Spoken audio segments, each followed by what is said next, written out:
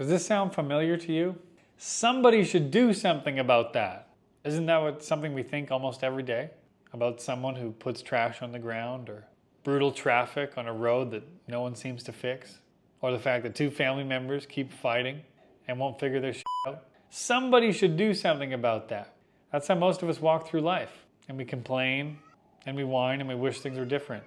I had this coach that kept using this phrase, if not you, who, and if not now, when. This is the story of the traffic accident that happened right in front of me. And I almost considered thinking, somebody should go do something about this.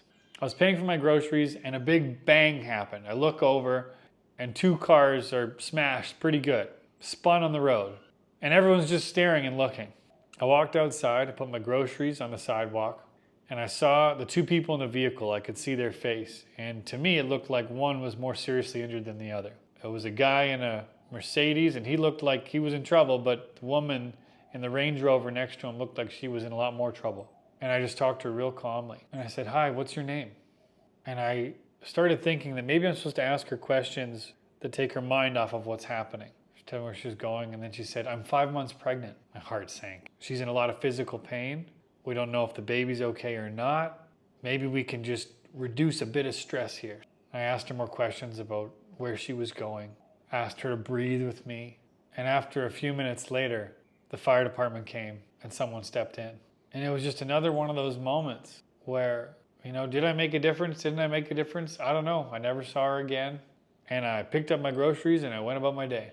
I would not have done that pre-personal development, pre-coaching.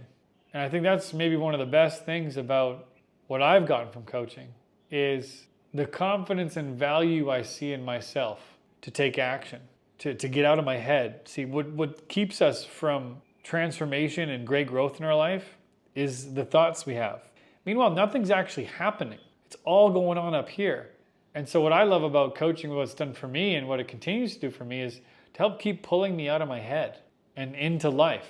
And part of what I'm trying to do with coaching and with everything I share is to help people be pulled on to the court of their life in whatever way that looks like. For me, it happened to look like talking to this woman who got in a car accident. What I do know is I took action in that moment, and I never regret these kinds of actions. I continue to have a coach and continue to get coaching because I know, like any human being, I have a habit of hanging out up here, causing my own torture. This work helps pull me out of that, where things can actually change and shift and transform.